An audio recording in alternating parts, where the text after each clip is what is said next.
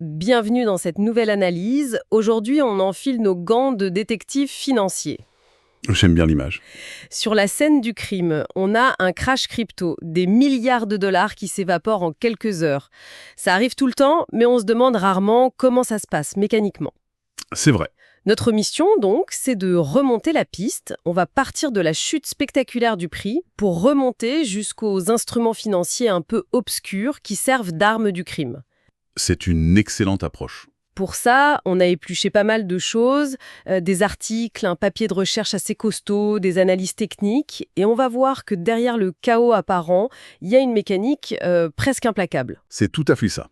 Ces effondrements, ce ne sont pas des accidents imprévisibles. Ce sont les conséquences logiques d'une accumulation de risques dans des recoins du marché que peu de gens regardent. Les fameux marchés de dérivés. Exactement. C'est là que tout se passe. Ils n'agissent pas seulement comme un miroir du marché, ils sont un amplificateur. Et les sources qu'on a, elles sont parfaites pour ça. Elles nous donnent à la fois les faits, Les grands crashs historiques. voilà, et les outils pour comprendre la mécanique interne qui les a provoqués. Alors commençons par le plus spectaculaire, la scène de crime. Ces vagues de liquidation massive. L'article de Wikipédia en liste quelques-unes, et les chiffres, ils donnent le vertige. C'est peu de le dire. Le cas d'école, c'est celui des 10 et 11 octobre 2025. Des tensions commerciales entre la Chine et les États-Unis et paf, 5,3 milliards de dollars de positions qui partent en fumée. En 36 heures. En 36 heures. Le prix du Bitcoin dévisse de 15%. Attends, mais comment c'est seulement possible? Comment des milliards peuvent s'évaporer comme ça? Et ce n'est même pas un cas isolé. Ce qui est frappant, c'est que le détonateur, ça peut être n'importe quoi. Le 7 septembre 2021, c'est un lancement raté du Bitcoin au Salvador. Ah oui, je m'en souviens. Bilan, 1,26 milliard de liquidation. Le 13 avril 2024, des tensions au Moyen-Orient, 341 millions. C'est presque routinier. Parfois, c'est même contre-intuitif. Une hausse trop rapide peut déclencher une cascade chez les vendeurs. C'est arrivé le 5 décembre 2024. 565 millions liquidés. Le point commun, le vrai coupable, ce n'est pas le détonateur. C'est que le marché était déjà une poudrière. Une poudrière remplie d'endettement, j'imagine. C'est ça l'idée. C'est exactement le cœur du problème. Pour comprendre, il faut bien définir le mot liquidation. Ce n'est pas juste quelqu'un qui panique et qui vend. Non, pas du tout. Une liquidation, c'est une fermeture de position forcée et automatique. Ça arrive quand un trader utilise ce qu'on appelle l'effet de levier. D'accord. Et que le peu d'argent qu'il a mis en garantie, son collatéral, ne suffit plus à couvrir ses pertes. À ce moment-là, la plateforme siffle la fin de la partie et ferme sa position pour ne pas perdre elle-même de l'argent. Et j'imagine que si ça arrive à un trader, ça peut arriver à des milliers d'autres en même temps. Voilà. Et c'est là que l'effet domino commence. Ah oui. Chaque liquidation est une vente forcée. Cette vente pousse le prix un peu plus bas. Mais en baissant, le prix atteint le seuil de liquidation d'un autre groupe de traders. Qui sont liquidés à leur tour. Eux aussi, ce qui rajoute de la pression à la vente, ce qui fait encore baisser le prix, c'est une avalanche qui s'auto-alimente. Et le carburant de cette avalanche, c'est l'effet de levier. L'article d'Avatrade donne une analogie qui fait froid dans le dos. Imagine, on a 100 euros. Ok, On prend un effet de levier de 5. On ne contrôle plus 100 euros, mais une position de 500 euros. Si le marché baisse de 20%, la perte n'est pas de 20 euros.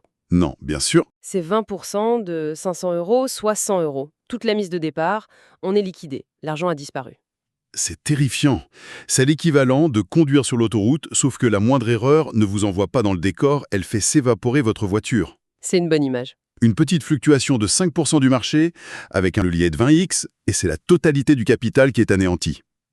On multiplie ça par des millions de traders, et on a nos cascades de plusieurs milliards de dollars. D'accord, c'est beaucoup plus clair. Mais attends, toute cette spéculation à haut risque, ça ne se passe pas sur le marché normal, là où on achète du Bitcoin pour le garder. Non, Ça se passe ailleurs, n'est-ce pas? Les sources parlent de contrats à terme perpétuels. C'est là que se trouve le casino? c'est exactement ça. On quitte le marché spot, donc l'achat d'actifs réels, pour entrer dans le monde des dérivés. Et dans la crypto, le roi des dérivés, c'est le contrat à terme perpétuel ou PERP. D'accord, perp. Comme son nom l'indique, c'est un contrat qui n'a pas de date de fin. Son seul et unique but est de permettre de parier sur la hausse ou la baisse d'un actif. Avec un effet de levier énorme. Avec un effet de levier énorme, sans jamais posséder l'actif en question. Et quand on dit énorme, c'est une niche, c'est un petit marché. Pas du tout, et c'est là que ça devient fou. Le papier de recherche d'Archive donne le chiffre pour 2022. Le volume d'échanges quotidiens sur ces contrats était de 101,9 milliards de dollars. Quoi? 100 milliards par jour? Par jour. C'est entre 2 et 3 fois et demi le volume du marché spot. C'est incroyable. La grande majorité de l'activité, de la spéculation et donc du risque, ne se trouve pas là où on achète du vrai Bitcoin, mais sur ce marché dérivé. Attends, là je ne suis plus. Si ce marché dérivé est bien plus gros et qu'il n'a pas de date d'expiration, qu'est-ce qui l'empêche de vivre sa propre vie? C'est une très bonne question. Pourquoi le prix d'un perp ne pourrait pas s'envoler à 100 000 $ si tout le monde est hyper optimiste, alors que le vrai Bitcoin est à 60 000? Ça n'a pas de sens. C'est la question à 1 million de dollars. Et la réponse est un mécanisme assez génial qu'on appelle le taux de financement, ou funding rate. Le funding rate. Pensez-y comme un élastique invisible qui rattache le marché des dérivés au marché réel. Ce n'est pas un frais payé à la plateforme, c'est un paiement qui a lieu toutes les 8 heures, directement entre les traders. Un paiement entre traders. Comment ça marche? C'est un simple système d'incitation. Si le prix du contrat perpétuel s'éloigne et passe au-dessus du prix réel, disons que l'optimisme est délirant, l'élastique se tend. Le taux de financement devient positif. D'accord. Concrètement, ceux qui parient sur la hausse, les longues, doivent payer une petite commission à ceux qui parient sur la baisse, les shorts. Ah! Être acheteur devient un peu plus cher. Être vendeur devient rentable. Ça incite les gens à vendre et le prix du contrat redescend pour se recoller au prix réel. C'est malin. Et si le prix du contrat est en dessous du prix réel? L'inverse se produit. Le taux de financement devient négatif. L'élastique se tend dans l'autre sens. Ce sont les vendeurs qui payent. Exactement. C'est les vendeurs qui doivent payer les acheteurs. Parier sur la baisse devient coûteux, parier sur la hausse est récompensé. Ça incite les gens à acheter et le prix remonte.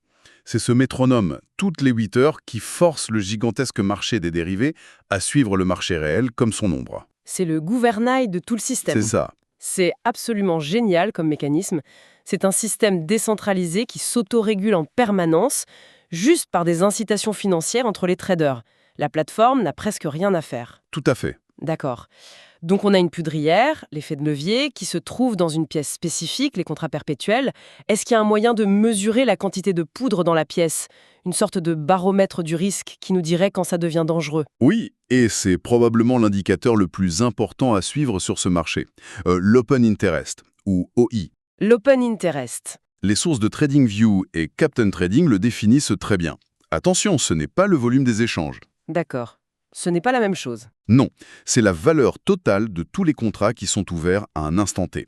En gros, c'est le montant total de capital engagé dans les paris. Si l'OI augmente, de l'argent frais rentre, de nouveaux paris sont ouverts. S'il baisse, des paris sont fermés, l'argent sort. C'est un indicateur de la température du marché. L'article de forex.com en parle justement. Il note que l'OI du Bitcoin a récemment chuté. C'est un signe que les gens sont frileux, qu'ils ferment leur position. C'est une excellente façon de le voir. Mais l'interprétation va plus loin. La vidéo de Captain Trading donne un exemple très parlant. Imagine que le prix du Bitcoin monte. Ok. Si l'open interest reste stable, c'est plutôt sain. Ça veut dire que la hausse est probablement tirée par de vrais achats sur le marché spot. Mais si le prix monte et que l'open interest explose en même temps, Là, c'est un énorme signal d'alarme. Ça veut dire que la hausse n'est pas due à une demande réelle, mais à une frénésie de nouveaux parieurs qui s'endettent avec le levier pour sauter dans le train en marche. vous mettez le doigt dessus. Le marché est en surchauffe. Il est surchargé en levier. Un pic d'OI au sommet d'un mouvement haussier, c'est le signe quasi certain qu'une purge, Un long squeeze. un long squeeze, comme on l'a décrit au début, est imminente. Et à l'inverse, après un gros crash, si on voit l'open interest s'effondrer, ça peut être une bonne nouvelle. Ah oui. Ça veut dire que le marché a été nettoyé de tous les spéculateurs les plus fragiles. C'est un reset qui permet de repartir sur des bases plus saines. D'accord, donc l'open interest nous donne une photo de la quantité de paris à un instant T. Mais comment savoir si ces parieurs sont globalement optimistes ou pessimistes sur le long terme? J'imagine qu'il y a un indicateur pour ça aussi, pour mesurer la fièvre du marché sur les mois à venir. Absolument. Pour ça, on doit regarder la forme de ce qu'on appelle la courbe des futurs. Et ça nous amène à deux termes qui peuvent faire peur, mais qui sont simples. Contango et backwardation. Contango et backwardation, d'accord. Il s'agit simplement de comparer le prix d'aujourd'hui, le prix spot, avec le prix des contrats à terme qui expirent dans 3 mois, 6 mois, etc. La plupart du temps, le marché est en contango. Contango. Ça veut dire que le prix futur est plus élevé que le prix actuel. Ah, ok. Le Bitcoin est à 60 000 $ aujourd'hui, mais le contrat pour livraison dans 3 mois est à 61 000 $. C'est la situation normale, saine, ça reflète un optimisme général, le marché anticipe que le prix va monter. Et donc, backwardation, c'est quand tout le monde panique. En quelque sorte, c'est la situation, beaucoup plus rare, où le prix futur est inférieur au prix actuel. Le contrat à 3 mois est à 59 000 $, alors que le Bitcoin est à 60 000 $. D'accord. Ça peut vouloir dire deux choses. Soit un pessimisme extrême, le marché s'attend à un effondrement, soit, plus subtil, une demande tellement forte pour l'actif maintenant que les gens sont prêts à le payer plus cher aujourd'hui que ce qu'ils pensent qu'il vaudra demain. Dans tous les cas, c'est un signal d'anxiété très fort. Et la vidéo de Captain Trading dit que le Bitcoin est quasiment tout le temps en contango. Ça montre un biais haussier structurel. C'est ça. Mais il y a un truc qui me fascine là-dedans, c'est la discussion sur Reddit à propos du basis trade. Si le prix futur est presque toujours plus haut, ça veut dire qu'on peut acheter du Bitcoin aujourd'hui et en même temps vendre un contrat à terme pour le livrer dans 3 mois plus cher. Et on empoche la différence. Oui, Ça a l'air d'être de l'argent gratuit, hein? c'est une stratégie d'arbitrage classique. Et vous avez raison, sur le papier, elle est presque sans risque sur le prix. Ce qui est fascinant, c'est que cette stratégie offre encore des rendements annualisés de 7 à 8%. Attendez, 7-8% presque sans risque? Dans la finance, ça n'existe pas. Où est le piège? Le piège n'est pas dans le prix, il est dans la liquidité. Imaginez, vous mettez en place cette stratégie et le prix du Bitcoin, au lieu de monter doucement, explose de 30% en une journée. Votre position d'achat spot est gagnante, super. Mais votre position de vente sur les futurs est massivement perdante. La plateforme va vous faire un appel de marge.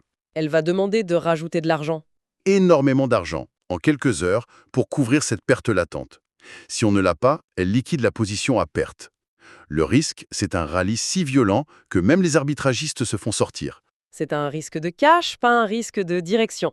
Le marché paie donc une prime de 7-8% à ceux qui sont capables d'encaisser ce genre de choc extrême. C'est ça la lecture parfaite. Cette prime persistante nous dit que le marché considère que ce risque de rallye extrême est bien réel. Alors, pour résumer notre enquête, on est parti de la scène de crime, les liquidations de milliards de dollars. C'est ça. On a identifié l'arme du crime, l'effet de levier. On a trouvé sa cachette, les contrats perpétuels, et on a appris à lire les indices qui préviennent du danger. Le taux de financement, l'open interest. Voilà. Le taux de financement qui régule, l'open interest qui mesure le risque accumulé, et la courbe des futurs qui nous donne la météo du sentiment de marché. On se rend compte que ce n'est pas du tout un chaos aléatoire. C'est une machine complexe, mais avec des règles observables. La conclusion, c'est que ce marché de dérivés, bien plus grand que le marché réel, est une loupe géante. Il grossit tout. La spéculation, les mouvements de prix et surtout les émotions humaines les plus basiques. L'avidité et la peur. L'avidité et la peur. Comprendre ces indicateurs, ce n'est évidemment pas avoir une boule de cristal, c'est avoir une sorte de tableau de bord qui mesure la pression psychologique dans la chaudière et qui nous alerte quand le système est sur le point de surchauffer. C'est limpide. Pour finir, comme toujours, une dernière pensée pour continuer la réflexion. Oui, ça soulève une question importante. Le document de recherche d'Archive qu'on a consulté ne se contente pas de décrire la théorie. Il teste une stratégie d'arbitrage, ce fameux basis trade. D'accord. Et les résultats sont sans appel. Cette stratégie génère des rendements ajustés au risque très élevés, même pour un investisseur particulier qui paye des frais. Alors, la question est la suivante. Si des anomalies, des inefficiences aussi prévisibles et profitables existent encore à une telle échelle sur un marché de cette taille, qu'est-ce que ça nous dit sur sa maturité réelle ? Dans un univers qu'on décrit comme totalement imprévisible, pourrait-il en fait exister des schémas qui le rendent, paradoxalement, systématiquement exploitable ?